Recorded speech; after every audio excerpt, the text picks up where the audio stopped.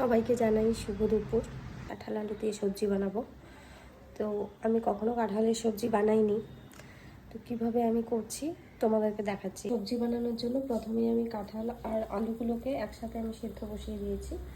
আলুগুলো ভেজে নেওয়া যায়, কিন্তু আমার হাতে সময় কম, তাই আমি আলুগুলো আর ভেজে নিলাম না, কাঁঠালের সাথে সেদ্ধ বসিয়ে দিলাম। কাঁঠালে তো কষ থাকে, তো সেই কষটা যেন কাঁঠালটাকে কালো না করে দেয়, তার জন্য আমি এখানে দিয়ে দেবো 1 চিমটি হলুদ। হলুদ দিলে কাঁঠালের যে কালো ভাবটা আসে সেটা আর আসে না। আমি সমস্ত কিছু মার থেকে শুনেছি, বাট আমি কখনো কাজে লাগাইনি, সেটাই হচ্ছে বড় কথা। করতে হয়নি অ্যাকচুয়ালি, এই সমস্ত কাজ করতে হয়নি। আর আমার বাড়িতে এখনও যদি ভালো মন্দ রান্না হয়, আমার মাই রান্না করে। দেখো, পরিমাণ মতো আমি সমস্ত মশলা নিয়ে নিলাম।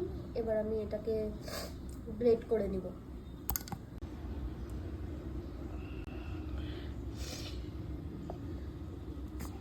কড়াইয়ে আমি দিয়ে দিলাম পেঁয়াজ, রসুন, তেজপাতা।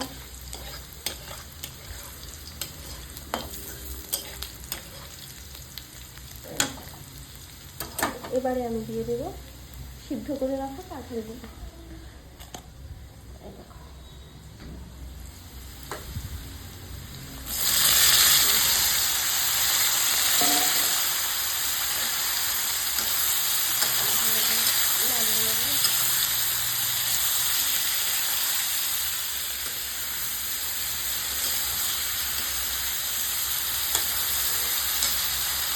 সমস্ত মশলাটা আমি এখন দিয়ে দিয়েছি, করে নিচ্ছি।